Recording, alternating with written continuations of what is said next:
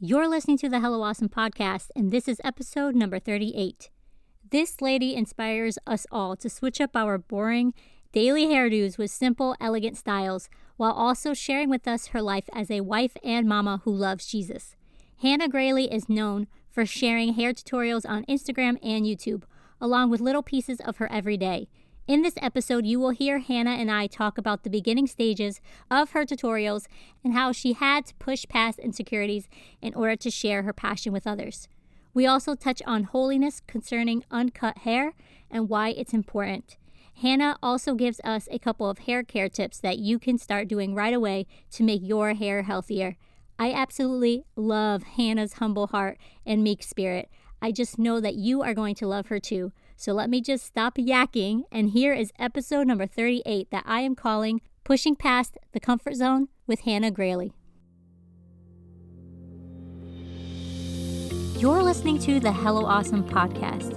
I'm JC, and this is the place where we get real, sharing truthful insights that will encourage us to make intentional choices in both life and business. I want to start conversations that not many young Christians today are having. Will you join me?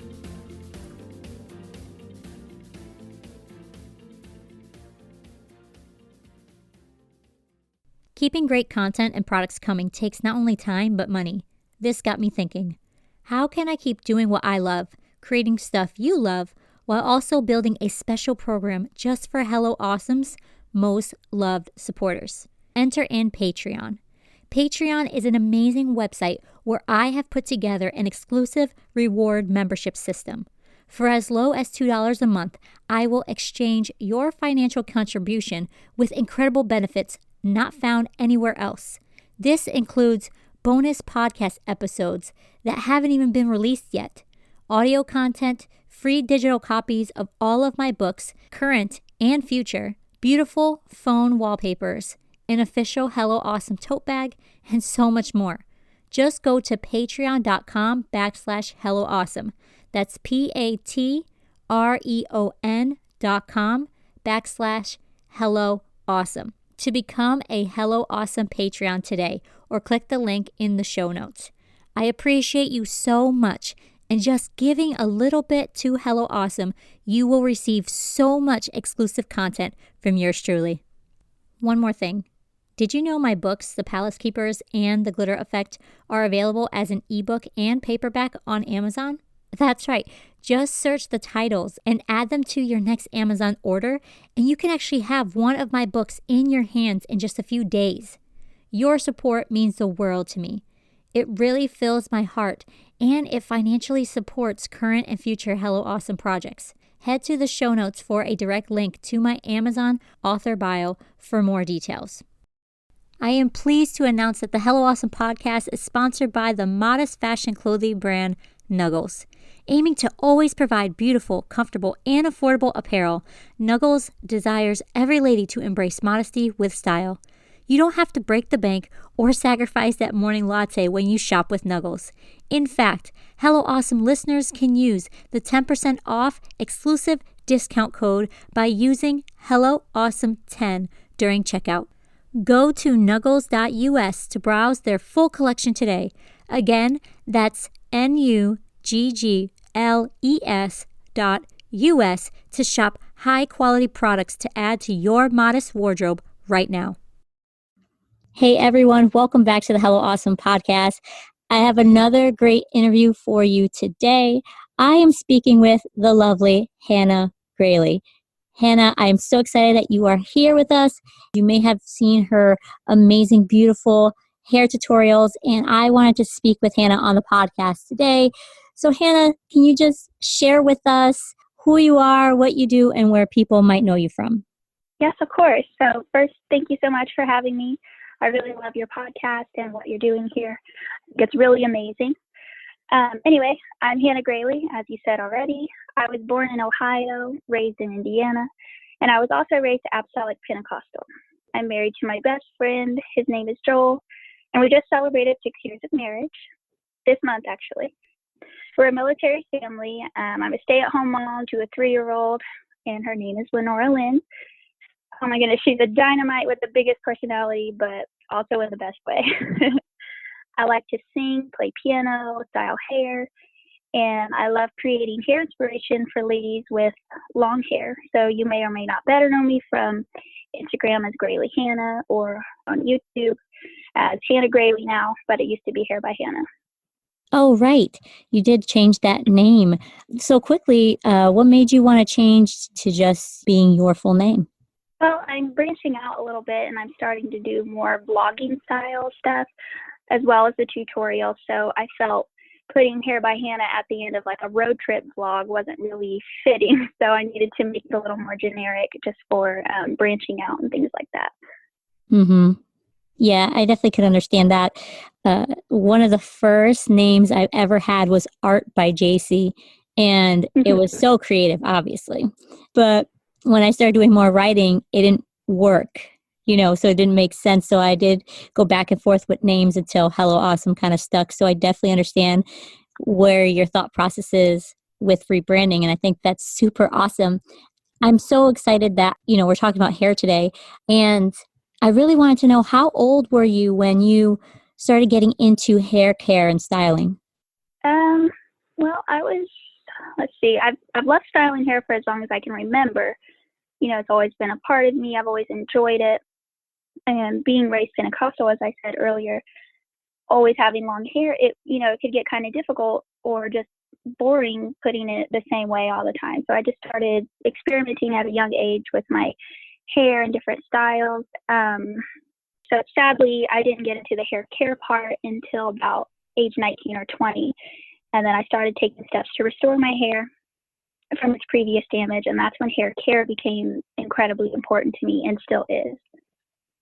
Yeah, I could definitely agree that sometimes we do things to our hair when we're younger that we don't realize that it does damage our hair. And for me, I wasn't born in Pentecost, so I had a lot of damage that I did before.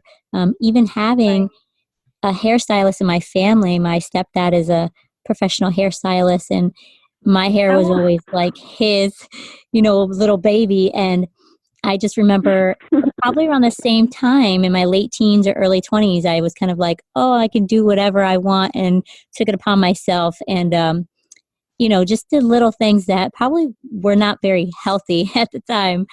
Yeah. So how did you get started sharing your hair tutorials online? Well, people would sometimes compliment my hair either in pictures or in person. And a lot of times would follow up with, oh, you should do tutorials or, I don't know, you should start some sort of a page where you can inspire people with your hairstyles. And I was like, yeah, I don't even know how to do that. So I just kind of ignored it for a while because I was working full time. And at one point I was working 2 jobs when my husband and I first got married. So I just didn't have time for that kind of stuff. And honestly, I didn't know how to start it. So after I had my daughter and I became a stay-at-home mom, I really needed a hobby. And so that's when I finally converted my old unused YouTube channel into a functioning one, and I uploaded my first tutorial. Yeah. My story is very similar in that I also had a full-time job, and I was kind of doing some stuff on the side, which was nice to have that outlet. But it wasn't really until I had my first son that I realized I need to still do something for me. And so I think that's really important to mention too, is that it's totally okay for moms to have hobbies. Yeah, absolutely. You kind of need it. You need that, like you said, an outlet, because things can get stressful and you need something that you enjoy. Mm-hmm. So what did it look like for you when you were first sharing your videos? Like in the beginning, was it difficult to push past any fears or insecurities or different hangups maybe that you have? Yes, it was actually very difficult for me in the beginning. My first video got a lot of attention from, family and friends and the few that were like, hey, you should do tutorials. But the few following that kind of left me feeling discouraged because they were just, they'd get a couple views, couple likes, and I was like, oh, that's it. Like I put a lot of work into that. So I definitely felt a little insecure and a little bit silly posting when very few people actually seem to watch it or interact with the content I was putting out. Mm-hmm. I actually stopped posting for about a full year because I was like, it just doesn't feel worth it. You know how we beat ourselves up and we're like, oh, it's not worth it. I shouldn't do this. And but I finally got past that, and I was like, you know what? I want to try this again because hair and its significance is very much a passion of mine. So I said, God, if this is something I can do and it won't take my focus off of you or off of my family, then please help me to be able to do it. So I picked it back up about the beginning of last year, so 2018, and then things just took off from there. It was difficult to push past the insecurity at first, but making myself get out there, out of my comfort zone, little by little, helped so much. Yeah, and I definitely think that's important to mention because I think some people who have maybe been following you for a while or have been following any of us online, you know, who have kind of a influence, it might be easy for them to say, oh, look at them. They're so confident. They know what they're doing. I could never do that. And it's like, well, hold on a second. Sometimes it's like a muscle. You have to like keep working at it, keep building it, keep, you know, gaining that confidence over time. Maybe some people right out the gate are that confident and God bless them. That's a special anointing right there. But exactly. For the rest of us, probably the 90% of us, yeah, sometimes even little things like hearing your own voice or seeing your own face on video, it's a little intimidating, don't you think? Absolutely, I do. And that was another thing I had to push past was like, oh, I really hate the way my voice sounds, you know, but my voice is what it is. I can't change it.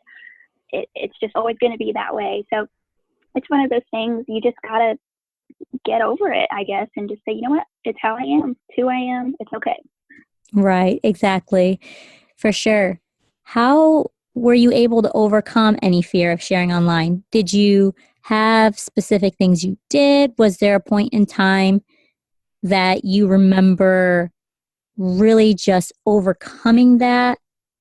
Honestly, I'm not sure that I have completely overcome that fear of sharing online because there's always a level of questioning whether or not people will respond to your work. You know, a lot of hard work goes into that content, each post, each tutorial, each blog, you know, video, and you're not sure if it will be something people are interested in. But I think the thing I told myself is, as long as I love what I'm putting out and love what I'm doing, then at least one person's going to love it, you know? So I don't know that I've completely overcome that, but at some point I just stopped caring, I guess. Not caring, but stopped being so concerned. As long as I loved what I was putting out, then I think, you know, it was all worth it to me. So I don't know. I think I'm still trying to overcome that fear completely, but like I said, as long as you're just pushing yourself, that's the best you can do. Right. Yeah, I agree. I understand that for sure. I think at some point we maybe chip away at it, you know, like we chip away at the fear and we gain more confidence, but that doesn't mean that we're just completely fearless, you know? Right. I mean, we're human. And we really, especially if it's something that we love and we're passionate about, we want to make sure that we're honoring it the right way and that we're also serving a purpose too. So I definitely can understand that mindset of, you know, questioning, not always in a negative way, but just making sure you're being discerning about different things. Yeah, for sure. How have you seen God move through the videos that you've shared online, whether on YouTube or Instagram? Well, a few ways actually. So it's quickly become kind of a ministry, and I don't use that word lightly. Hearing young girls and ladies say that they were tempted to cut their hair out of frustration because they didn't know what to do with it, but that watching these videos have helped them realize they have so many possibilities for their long hair and that their desire to cut their hair has faded. And that means the world to me, really and truly, because that's what this is all about. Another way is that I've been able to travel and teach hair classes in churches. and help both ladies new to the church and those that are more seasoned in the church be able to learn new hairstyles and techniques. And that's really cool to me. I love doing that. Wow, that's incredible. And that's such a God thing. It might have been like a dream that you have that you maybe thought could never happen, or it could be a dream that you never thought was a possibility. You know what I mean? Right. And then as it's happening, you're like, you know what? This is something that I love to do, and this is a dream of mine. Yes, I absolutely agree. It's a God thing because, for one, I hadn't really, like you said, I hadn't really ever thought something like that would be possible, like traveling around. That takes time and money, and when you have a family, it can be a little bit difficult, but God has just opened doors and worked it out perfectly every single time. So definitely 100% dedicate that to God. He made all of that happen. That's so awesome. I love when he does that. I do too. It's amazing. So then what would you tell the girl who's listening who would love to start sharing her passions, whatever they are, on social media, but they're having a hard time getting past that anxiety about it? I would say if you're feeling even an ounce of boldness, take advantage of that, because that boldness comes and goes. But if you're feeling it, jump out there. Because I remember, like I said a little bit ago, I got so discouraged the first year I started posting. My page only had 200 followers after a full year, and I kind of gave up on it, honestly. So don't make my mistake. Stay consistent, and you'll see growth. That first step is the hardest, so just go for it. Because once you've done that, and you keep at it, and you love what you do, if there's passion behind it, it will drive you and push you past that anxiety and help you step out of your comfort zone. Yeah, that's really good. I agree. What Hannah said, do that. Yeah. So going back to hair, what's something you know now about hair that you wish you knew back then about how to take care of it? I wish I had the resources that we have now. And that makes me sound so old. But seriously, Instagram wasn't a big thing when I was a young teenager. And I kind of just had to figure out stuff myself. I ended up damaging my hair really badly because I just used so much heat. I didn't have anyone saying, you probably shouldn't do that, or that's not good for your hair, or, alternatively offering me advice. So I wish I had known that using heat every day and not using good products would alter my hair later down the road. Yeah, same. There were a lot of things that I did too, a lot of heat. And honestly, even as simple as how to properly comb my hair. Of course, my stepdad would always tell me how to properly do it. You start from the bottom up.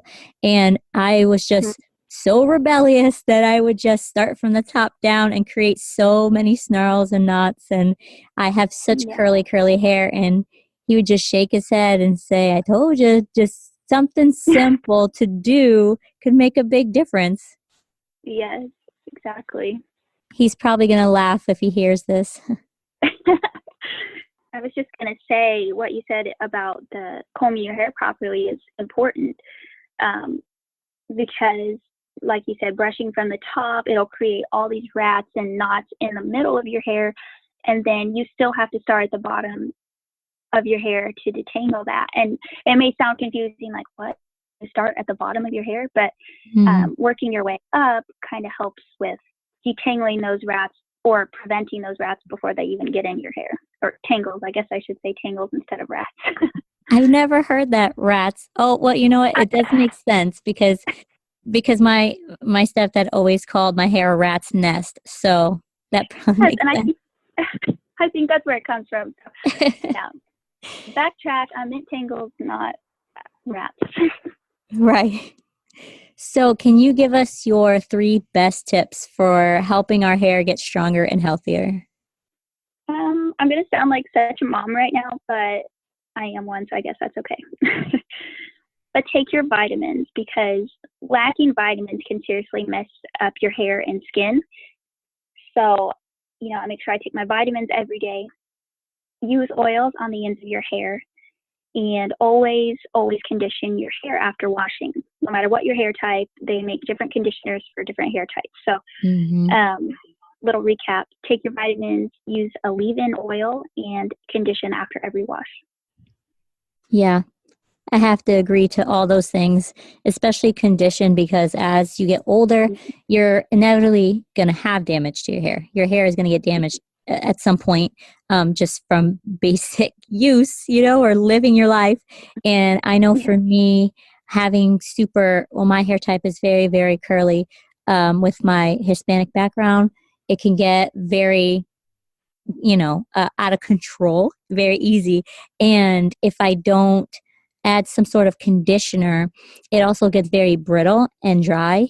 And I love personally to use a leave-in conditioner first to create like a mask, and then sometimes I put like an oil over that, because sometimes the oil with my hair type can actually make the snarls worse. But I still agree, like oils and leave-in conditioner, or any conditioner really, is definitely essential. Yes, and you raise a good point there. I tend to think of my hair type when I'm advising just in a general setting. So definitely pick a leave-in that works for your hair, because I know creams are better for curly hair rather than an oil. And even too much oil on my hair can give me these tiny little micro knots. And it's just, if I use too much, it can cause those little knots. So thank you for bringing that to my attention. Definitely use a product that is right for your hair type. Yeah, I just know from trial and error. Yeah, best way to learn sometimes, I guess. Do you have a daily hair care ritual? And if you do, could you share what you do? So I don't really have a daily hair care ritual, because the days I don't wash my hair, I don't really do a lot to it. But some things that I consistently do is make sure I keep my hair detangled. So I'll just run a pick through it every day, at some point during the day. I keep oils on the ends of my hair, even if I haven't washed it, just because I have that damaged hair from years ago, and I try to maintain that as well as possible.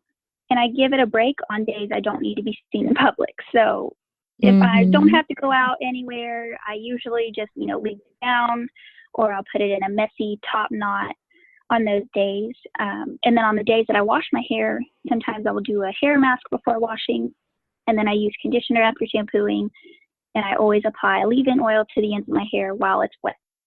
Now, I use coconut oil on my hair because it works. Can you give me your opinion on using coconut oil in your hair? I think if it works for your hair, definitely use it. It doesn't work on my hair, and I think it's just the hair type. I think it works, and this is just my personal opinion, but I think it works better on wavy or curly hair. But my hair just doesn't respond to it. My hair feels like straw after I use it. So I do not use it on its own typically. I'll mix it with a conditioner or something sometimes. But I say if it works for you, then go for it, because finding something that works for you is important. Yeah, for sure. That's why I wanted to bring it up, because I know it depends on the different hair types. But I know I hear a lot about coconut oil all over social media, or if I'm searching for tips, but I don't normally hear that sometimes it doesn't work. So I'm glad you mentioned that, because if it doesn't work, don't feel bad. It's not, it's not like a huge deal. You just probably need to switch a different product to use for your hair type. Yeah, for sure. And I think a lot of people think coconut oil, and really any product, is a one-size-fits-all, and that's definitely not the case, because our hair consists of so many different hair types. Even in like just my hair, I have some wavy strands, and most of them are pretty stick straight, but coconut oil just doesn't work for me. So definitely experiment with products and mix oils, because I've found that mixing oils is the best route for me. Yeah. So what would you say is probably the biggest mistake that we could do that would damage our hair? I would have to say neglect, because not maintaining our hair from the start will negatively affect our hair later down the road. So especially if you believe in not cutting your hair, as I do, once the damage is done, it's done, and it's difficult to make it look nice again. So I would definitely say that the biggest mistake we can make is just not taking care of our hair in the first place. Yeah, I have to agree with that for sure, because having super curly hair can be really frustrating. And there was a time when I just couldn't handle it. I was just done with it. And I had tried so many products that actually added a lot of things to my hair that weren't good. And it made it impossible to almost get out of that rat's nest, you know? And Yeah. and I just started researching natural hair care products, and specifically products that would help rebuild my natural hair as it was, not trying to use products that are meant for, let's say, people who color their hair, or, that contain a lot of um, just harsh chemicals that I don't Right. need. So I definitely agree that once I switched the actual products that had more natural ingredients, or ingredients that were geared towards my hair type, and actually limiting what I was doing, like I have maybe 4 things that I put in my hair, not like not like a dozen. So I limited the amount of things. It made my hair almost breathe again and come back to life. Yeah. I think less is more when it comes to hair care. Just keeping it basic and simple is the best way.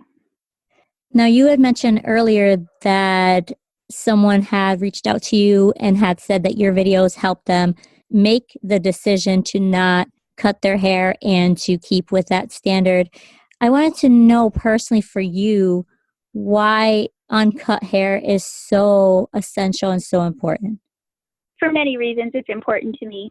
For one, as a firm believer in 1 Corinthians 11:15, where it says, "But if a woman have long hair, it is a glory to her, for her hair is given her for a covering." I take that scripture very much to heart. I don't cut my hair, so if it's damaged, I have to live with that.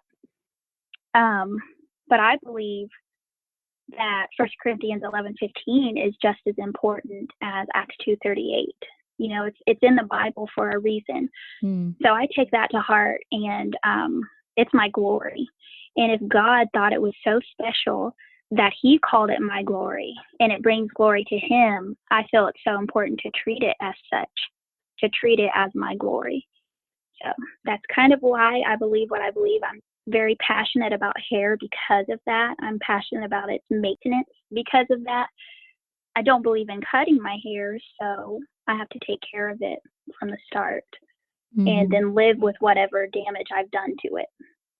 Right. That was really good. And I appreciate you talking about that and sharing those scriptures, because I do believe that standards are as important as doctrine. And I think that it's easy for us to look at what the world is doing and forget what God is telling us. And for me, because like I said before, I wasn't brought in the church. So when I started reading the scriptures for myself and researching and looking at what the word says, and God was convicting me on a personal basis, I realized that as somebody who previously cut their hair, I realized the value in handing over that power to the Lord, the ability to alter my God-given appearance.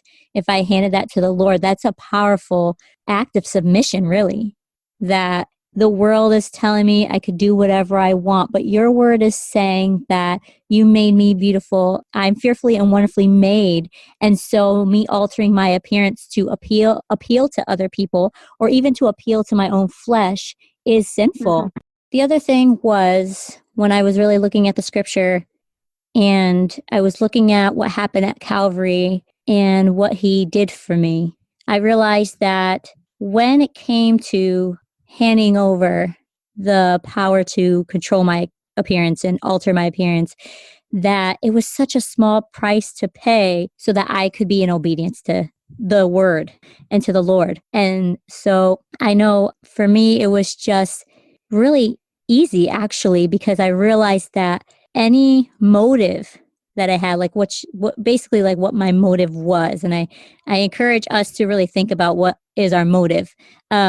Like my motive for cutting my hair, what that was, is all based in vanity. and I'm not saying we're not vain, being Pentecostal. It happens, but I'm just saying that as far as like my relationship with the Lord, I couldn't have vanity be part of that new covenant with him. And so stepping into this whole lifestyle was so life changing. But modesty to me included not cutting my hair. And that was very difficult to tell people that I loved and, tell my family that. And we had a lot of deep discussions about it. And at the end of the day, they realized that it was a deep conviction I had and they honored that. And I just remember thinking too, one of the last things I want to just touch on is I just kept thinking, our hair is almost like our veil, if we're the bridegroom and, the groom is coming for his bride. And I don't want my veil to be cut. I don't want it to be, altered in any way. I want to have it intact and pure in the state that it should be. Does that make sense? Yeah, I actually love the way you put that. That's almost poetic. I really like that. So before we go, can you please let us know where we could find you online? I'm so grateful that you took the time to be with us today on the podcast. Hannah, I love all your videos and your posts, and I cannot wait to see what other content you create for us. So if you could just share where we could find you on Instagram or YouTube or online anywhere, just let us know. Well, thank you so much. You can find me on Instagram as Graley Hannah, GraleyHannah, just in case anyone has trouble finding that. And YouTube, Facebook, and Pinterest as Hair by Hannah. And you could also search me as Hannah Graley on YouTube. Awesome. Thank you so much, Hannah, for being here. Thank you for having me. I appreciate it. If you found this episode inspiring or helpful, would you take a screenshot of it and share it on your Instagram stories, tagging me at Hello Awesome Ministries? It will encourage me that you were blessed. Also, don't forget to leave a review and subscribe so you can tune into future episodes. To learn more about Hello Awesome, head to HelloAwesomeMinistries.com. Until next time, keep your chin up, beautiful.